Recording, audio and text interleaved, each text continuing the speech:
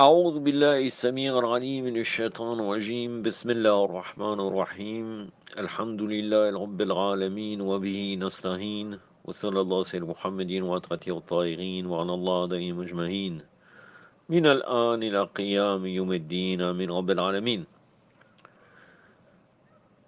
Une audio concernant une position de Qadi Iyad qui est un juriste malikite, donc un bakrite, sur ce qu'il a dit concernant le fait de s'opposer à son ordre en parlant du prophète sallallahu alayhi wa sallam, de changer sa sunna, qui constitue un égarement et une innovation. C'est clair, le titre est clair, mais j'ai appelé cela, la vidéo, je l'ai appelé la position du Qadiyad face à ceux qui s'opposent au prophète sallallahu alayhi wa sallam. La référence de ce texte que je vais vous citer, c'est Kitab al-Shifa, Bitarif Uquq al-Mustafa, de Qadiyad, volume 2, page 21 à 23. C'est intéressant parce que ils sont face à leurs contradictions. Car d'un côté, vous allez voir que son argumentation est tout à fait claire, et donc il émet la possibilité que certains compagnons auraient désobéi au prophète, sallallahu alayhi wa sallam. Et puis d'un autre côté, vous savez très bien qu'ils croient à la doctrine du compagnon. Et normalement, ils disent n'insultez pas nos compagnons, etc. Lui, il est rentré dans ça, il démontre quand même le fait qu'ils se sont opposés. Et moi, je vais pointer du doigt, je vais ramener quelques références pour démontrer que les compagnons qu'il cite de premier ordre, qui sont connus chez eux de premier ordre, qu'ils étaient des saints pour eux, même s'ils ne le disent pas, ils le disent quand même, notamment sur Omar, l'arnatullah alayh, sont ceux qui ont désobéi, qui ont fait des innovations. On ne va pas rentrer dans leur innovation, parce que ça serait trop long et j'ai déjà cité. Mais là, c'était vraiment une occasion pour que je fasse une vidéo, une audio, pour démontrer, encore une fois, leur contradiction. Et puis, encore une fois, c'est des armes pour nous, chiites. Il nous donne, c'est du pain béni pour nous. Donc, qu'est-ce que le dit Qadi al-Iyad? Il a cité plusieurs versets coraniques. Comme à mon habitude, quand c'est un texte bakrite, je ne vais pas revenir en arabe. Vous pouvez revenir, je vous citerai les références, Inch'Allah. Donc, qu'est-ce qu'il dit? Bismillah ar-Rahman ar-Rahim. Le fait de s'opposer à son ordre, l'ordre du prophète, sallallahu alayhi wa sallam, et de changer sa sunna constitue un égarement, dalal et une innovation, bid'a, contre lequel Allah subhanahu wa ta'ala menace par les humiliations et le châtiment. Entre parenthèses, il confirme finalement que ses compagnons sont dans l'enfer finalement. Certes, Allah subhanahu wa ta'ala dit, ceux qui s'opposent à son ordre doivent prendre garde qu'une discorde ne les atteigne ou qu'ils atteignent un châtiment douloureux. C'est la sourate An-Nur, donc la sourate de la lumière, le verset 63. Un autre verset, quand à celui qui se sépare du prophète, après avoir clairement connu la vraie direction et qui suit un chemin différent de celui des croyants, nous détournerons de lui comme lui-même s'est détourné, nous le jetterons dans la Géhenne, quelle détestable fin. Je vous invite à chercher le tafsir de Ahlul Bayt sur ce verset coranique. Ça sera beaucoup plus clair. Mais en tout cas, d'une manière extérieure, ce qu'il dit, comme vous le comprenez. Quand celui qui se sépare du prophète, après avoir clairement connu la vraie direction et qui suit un chemin différent de celui des croyants, nous nous détournerons de lui comme lui-même s'est détourné. Nous le jetterons dans la Géhenne, quelle détestable fin. C'est la sourate An-Nisa, la sourate des femmes, verset 115. Abu Huraira, il dira nous on dit l'ardatullah alayhi, rapporte que le prophète sallallahu alayhi wa sallam est sorti pour le cimetière, le hadith indiquant les caractéristiques de sa communauté et que les hommes seront chassés de mon bassin, comme on chasse le chameau perdu, je l'appellerai venez, venez. On dira alors ils ont changé après toi, je dirai qu'ils périssent. C'est un hadith très très connu, le hadith al-Haws, ça veut dire Hawl, le hadith du bassin, que vous allez trouver maintes et maintes fois dans le Bukhari, et même dans le Muslim, d'une manière différente, dans différents chapitres. Comme quoi les compagnons sont des innovateurs et qu'ils périssent. Le prophète a dit, parce qu'ils sont chassés, ils ne viennent pas au bassin Yom al-Qiyamah. Ça c'est rapporté par Muslim, cette version-là. Il est rapporté de Anas que le prophète sallallahu alayhi wa sallam a dit, celui qui se détourne de ma sunna ne fait pas partie des miens. Ça c'est rapporté par Bukhari et Muslim. Il dit encore, celui qui introduit dans notre pratique ce qui n'y figure pas, ce qu'il y a introduit, ce qui n'y figure pas, ce qu'il y a introduit sera rejeté. Aussi, toute innovation va en enfer. Hein. Bon, ça, c'est pas ce qui est dit le hadith. Le hadith est dans Bukhari Muslim. Et notamment, vous pouvez réfléchir à l'introduction du Tarawih de Omar ibn al-Khattab, ibn Sahar. Dans un autre hadith, il est dit que ce qui est interdit par l'envoyé d'Allah est semblable à ce qui est interdit par Allah. Hadith détaché, Mursal et hadith Sahih. Bon, ça c'est des détails techniques qui ne changent rien pour nous. Et il dit encore, il suffit comme signe de leur idiotie ou de leur égarement que des gens se détournent de ce qui est apporté par leurs prophètes pour se tourner vers d'autres prophètes. Euh, rapporté par Muslim. Donc là, il confirme finalement que Omar est un idiot, puisque Omar prenait la Torah, il le ramenait au prophète. Vous trouverez ce hadith dans le Muwatta de Malik. Et le prophète sallallahu alayhi wa sallam, il a dit, nous n'avons pas besoin de cela, je suis Khatam al-Nabiyyin, j'abolis tout cela. Et comme quoi, normalement, il a le prophète devant lui, mais prend la Torah. De toute façon, il était proche de Kavel Arbar, comme vous le savez déjà.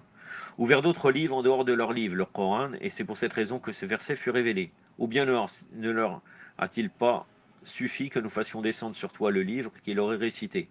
Il y a vraiment là une miséricorde et un rappel pour un peuple qui croit. Ça c'est dans Surat El-Ankabut, donc la sourate de l'araignée, verset 51. Et, sallallahu alayhi wa sallam, ceux qui exagèrent, sont excessifs, sont perdus. C'est donc rapporté par Muslim.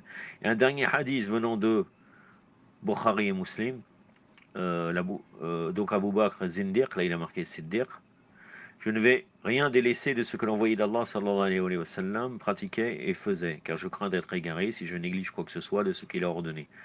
Tout ça n'est qu'un mouvement de langue parce qu'il a fait l'inverse. Mais bon, c'est rapporté par Bukhari et Muslim. Maintenant, je vais arriver quelques instants pour vous donner quelque chose, quelques points. Par exemple, Anas ibn Malik qui est considéré comme quelqu'un de sacré chez eux.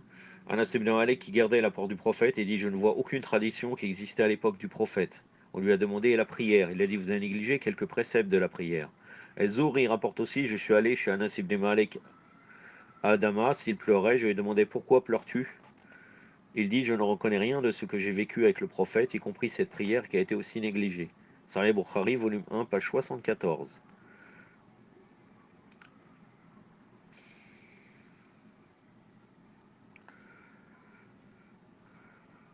Dans leur Sihar, Bukhari et Muslim rapportent que le messager d'Allah sallallahu alayhi wa sallam fait deux prosternations dans la prière, Amina.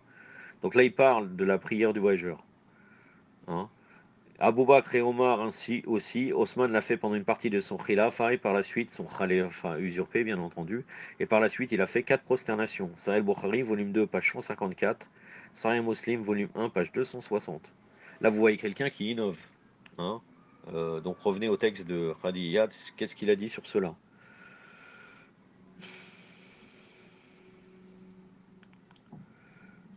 Muslim rapporte dans son ouvrage Shaher que Az-Zouri a dit, j'ai demandé au roi pourquoi Aïcha se prosterne-t-elle quatre fois.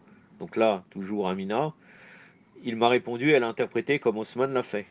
Sahih Muslim, volume 2, page 143, chapitre La prière des voyageurs. Omar ibn al-Khattab, bien entendu aussi, changeait les lois divines et les traditions avec l'introduction du Tarawih, par exemple, mais il dit aussi, deux jouissances se pratiquaient à l'époque du prophète, moi je les interdis et je châtirai ceux qui les pratiquent. Donc là, il parle de Hajj Tamato et Jawaj al-Muta, le mariage temporaire et le Hajj qu'on appelle Tamato. Un homme est venu lui demander un jour, que dois-je faire si je ne trouve pas d'eau après l'acte sexuel? Omar lui dit, abandonne les prières. Alors que Allah a dit, si vous êtes en état d'impureté et que vous manquiez d'eau, imposez-vous alors les mains sur une roche pure. Donc là, on parle de Tayammoun, Surat al-Maïda, donc la sourate de la table servie, verset 5. Bukhari rapporte dans son ouvrage de Sahih, dans le chapitre, si un homme impur craint le froid, que Shakik ibn Salama disait, j'ai assisté à des discussions entre Abdullah et Abu Moussa al-Ashari. Il lui demandait si un homme est impur par l'acte sexuel et ne trouve pas d'eau pour se purifier. Que doit-il faire? Abdullah lui dit, il abandonne les prières jusqu'à ce qu'il trouve l'eau. Abu Moussa lui a dit, le prophète a appris à Ammar comment se purifier par la terre. Abdullah répond, oui, mais Omar n'était pas convaincu de ses propos. Donc Omar n'était pas convaincu des propos du prophète. C'est intéressant. Subhanallah. Abu Moussa lui dit, laissons à part les propos de Ammar, que dis-tu du verset coranique? Abdallah ne trouvait rien à redire, il reprend, si nous leur autorisons cela, il se peut qu'ils abandonnent les ablutions en hiver, par crainte du froid, et ne se contentent que du tayammum. Sahih al-Bukhari, volume 1, page 54. Entre parenthèses, je reviendrai dans une vidéo pour démontrer que très souvent, ils sont dans le fait de l'instant, en fait, de l'époque où ils sont, et ils changent les lois comme ils veulent, suivant leur intérêt. Et on le verra très très bien dans une prochaine vidéo, avec l'exemple de Omar, concernant le divorce innové, qu'ils appellent eux-mêmes le divorce innové. Donc ça, c'était dans Sahih Bukhari, volume 1, page 54. Anas ibn Malik rapporte que le messager d'Allah a dit aux Ansar, vous allez voir après moi des grandes préférences égoïstes. Je vous recommande d'être patient et calme jusqu'à ce que vous rencontriez Allah et son messager à l'abreuvoir. Anas dit, malheureusement, nous n'étions pas patients. Sahih Bukhari, volume 2, page 135. Aussi, Allah ibn Musayyad rapporte que son père a rencontré El-Bara ibn Azib. Il a dit, bonheur à toi, tu étais compagnon du prophète, tu lui as donné allégeance sous l'arbre.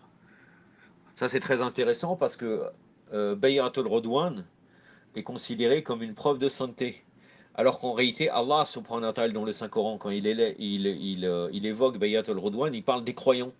Il y avait les Munafiqin, il y avait des gens qui ne croyaient pas dedans. Et d'ailleurs, la preuve, puisque pour eux, le fait de faire Bay'atul Rodwan, sous l'arbre, c'était une preuve de pureté.